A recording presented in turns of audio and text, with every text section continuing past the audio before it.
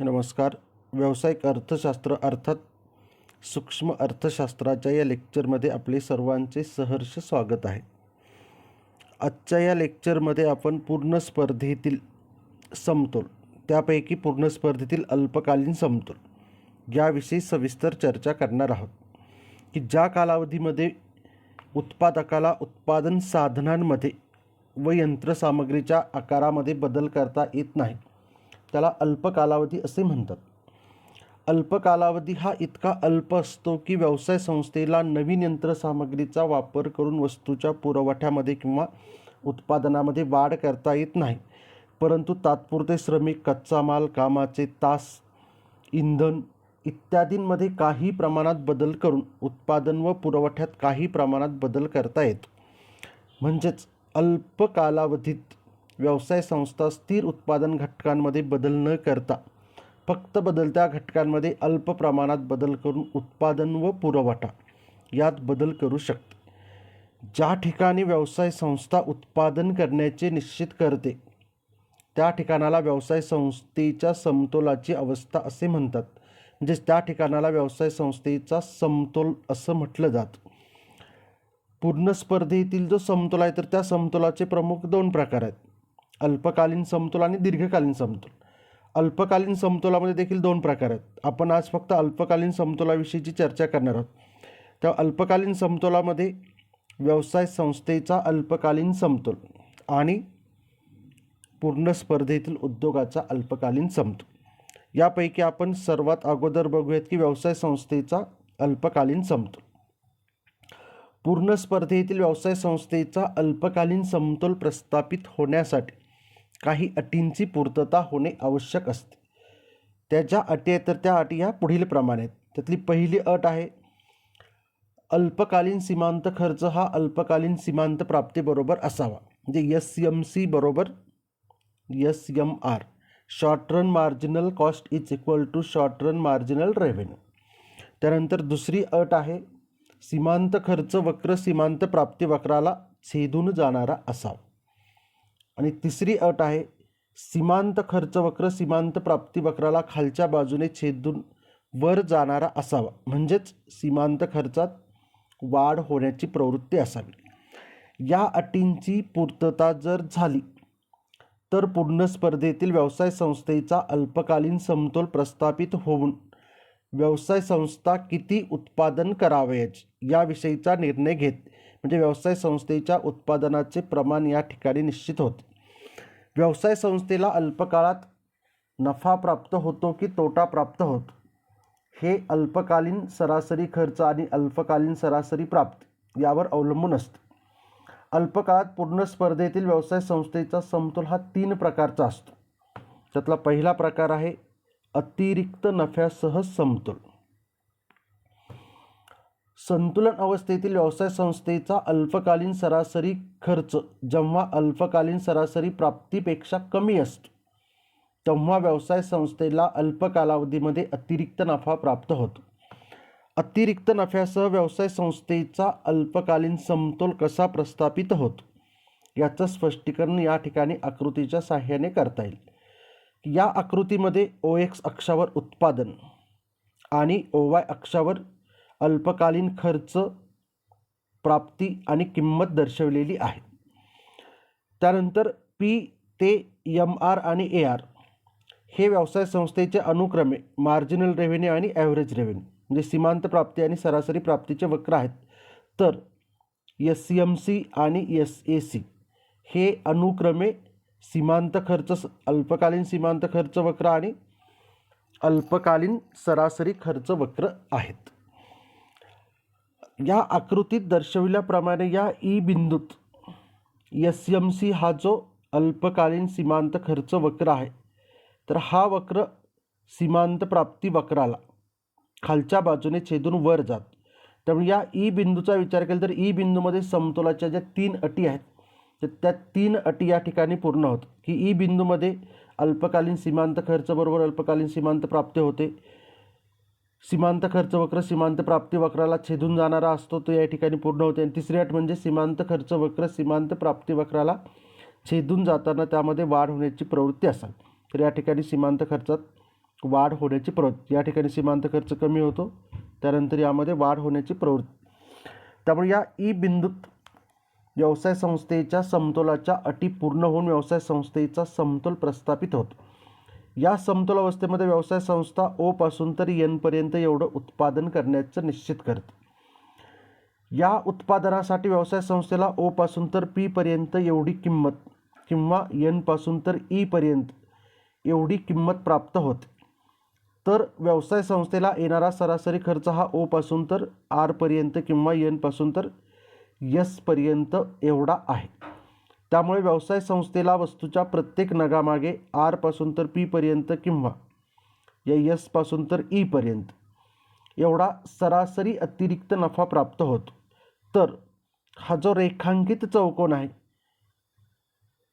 PESR, या रेखांकित चौकोना एवढा एकूण अतिरिक्त नफा प्राप्त होतो.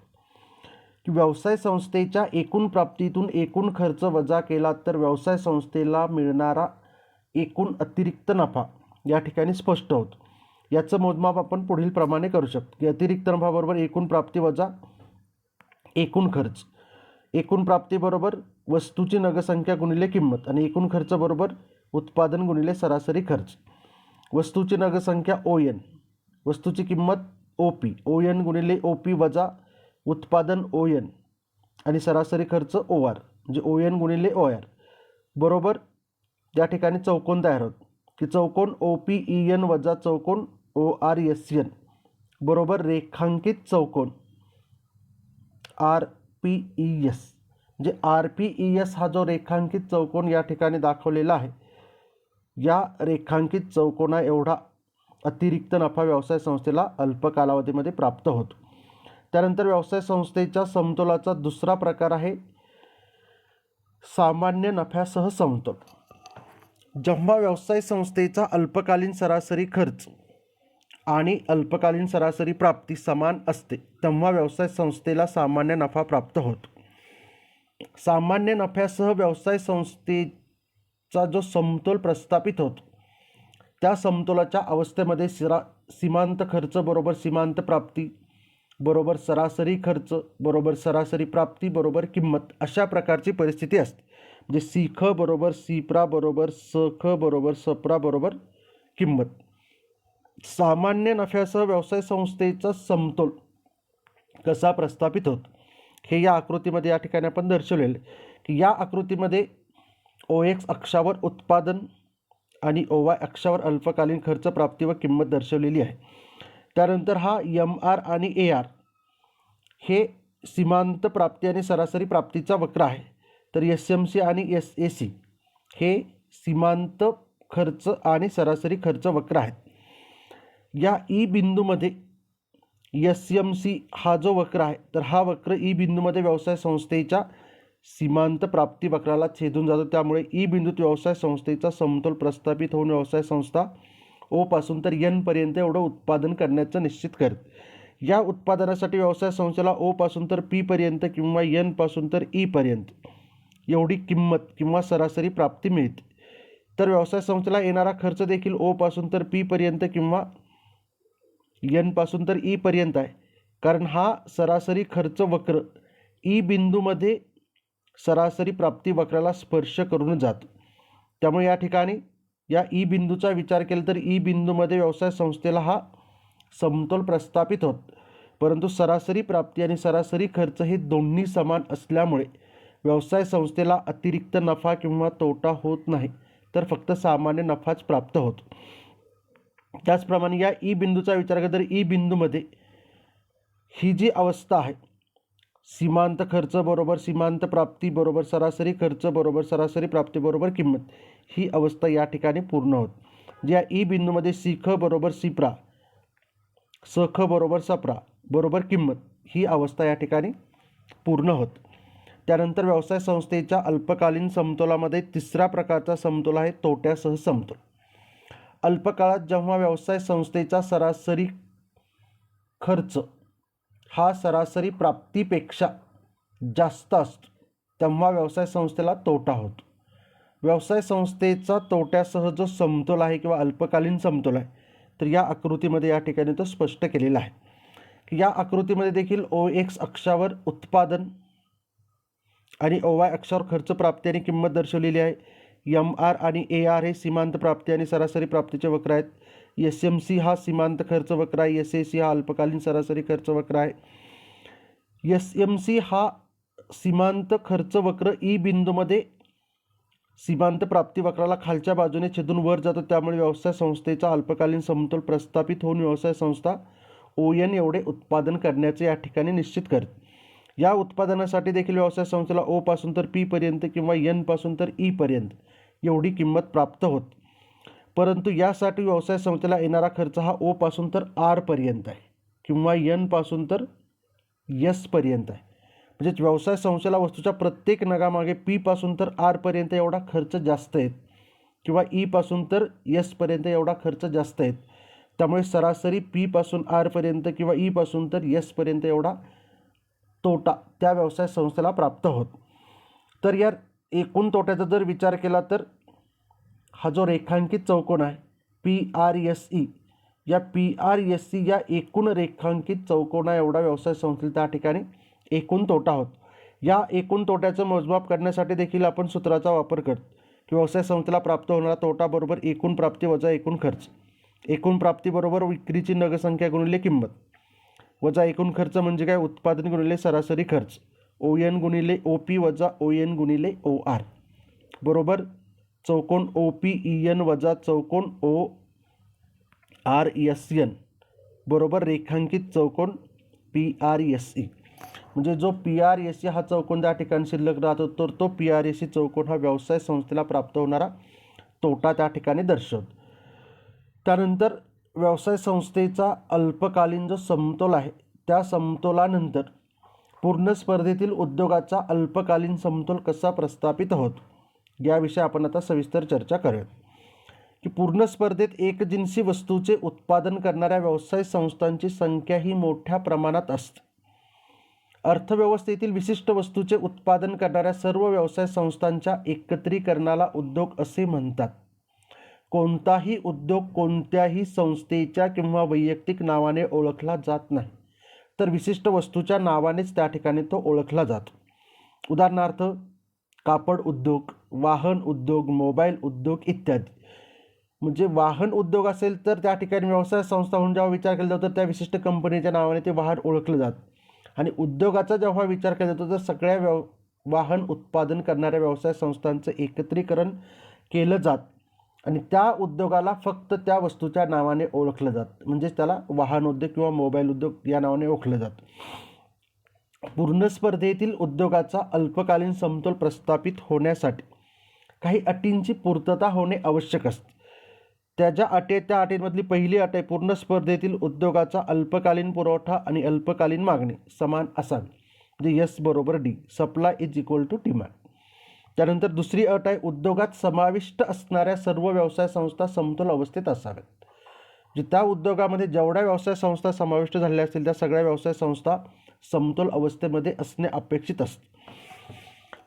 उद्योगाच्या समतोलाच्या अटींची पूर्तता जर झाली तर पूर्ण स्पर्धेतील उद्योगाचा अल्पकालीन समतोल कसा प्रस्थापित होतो याचं स्पष्टीकरण या ठिकाणी आकृतीच्या साहाय्याने करता येतं. की या आकृतीमध्ये आकृतीचा A भाग आणि आकृतीचा B भाग असे दोन भाग या ठिकाणी दर्शवलेले आहेत. या आकृतीच्या A भागामध्ये दुसरी अट आहे की या ठिकाणी त्या उद्योगामध्ये समाविष्ट असणाऱ्या ज्या व्यवसाय संस्था आहेत त्या व्यवसाय संस्थांचा समतोल विचारात घेतलेला आहे. त्या आकृतीच्या या A भागामध्ये OX अक्षावर उत्पादन आणि OY अक्षावर खर्च प्राप्ती व किंमत दर्शवलेली आहे. या ई बिंदूमध्ये व्यवसाय संस्थेचा समतोल प्रस्थापित होऊन व्यवसाय संस्था ON एवढं उत्पादन करते. या उत्पादनासाठी व्यवसाय संस्थेला O पासून तर P पर्यंत एवढी किंमत प्राप्त होते आणि येणारा खर्च व्यवसाय संस्थेचा O पासून तर R पर्यंत किंवा N पासून तर S पर्यंत आहे. त्यामुळे यामध्ये व्यवसाय संस्थेला हा जो रेखांकित चौकोन आहे RPES या रेखांकित चौकोना एवढा अतिरिक्त नफा प्राप्त होत. म्हणजे ही अल्प कालावधीतील समतोल अवस्थेत असणारी व्यवसाय संस्था या ठिकाणी आहे. त्यानंतर आकृतीचा जो दुसरा भाग आहे B भाग, या B भागामध्ये OX अक्षावर एक मागणी आणि पुरवठा म्हणजे अल्पकालीन मागणी आणि अल्पकालीन पुरवठा दर्शवला आहे. तर OY अक्षावर या ठिकाणी त्या वस्तूची किंमत दर्शवलेली आहे. आकृतीमध्ये हा SS हा उद्योगाचा अल्पकालीन पुरवठा वक्र आहे, तर DD हा उद्योगाचा मागणी वक्र आहे किंवा अल्पकालीन मागणी वक्र आहे. उद्योगाच्या अल्पकालीन समतोलाच्या अटीनुसार आकृतीमध्ये या E1 बिंदूत मागणी वक्र आणि पुरवठा वक्र, हा मागणी वक्र आणि पुरवठा वक्र हे एकमेकांना छेदून जातात. त्यामुळे या E1 बिंदूत मागणी आणि पुरवठा यांचा समतोल प्रस्थापित होऊन उद्योगाचा अल्पकालीन समतोल प्रस्थापित होतो. म्हणजे उद्योगाच्या अल्पकालीन समतोलाची जी पहिली अट आहे की अल्पकालीन मागणी आणि अल्पकालीन पुरवठा समान असावा, ही अट या E1 बिंदूमध्ये पूर्ण होते. त्यामुळे या E1 बिंदूमध्ये उद्योगाचा समतोल प्रस्थापित होतो. आणि दुसरी अट आहे तर या आकृतीच्या A भागामध्ये ती पूर्ण होते. या समतोल अवस्थेत ON1 म्हणजे O पासून तर N1 पर्यंत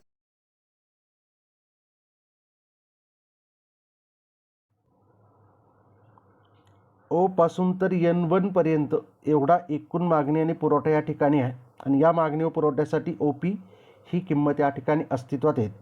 तर अशा प्रकारे या ठिकाणी अल्पकालीन समतोल कसा प्रस्थापित होत याविषयीचं आपण विश्लेषण केलेलं आहे. व्हिडिओ शेवटपर्यंत बघितल्याबद्दल सर्वांना धन्यवाद. थँक्यू.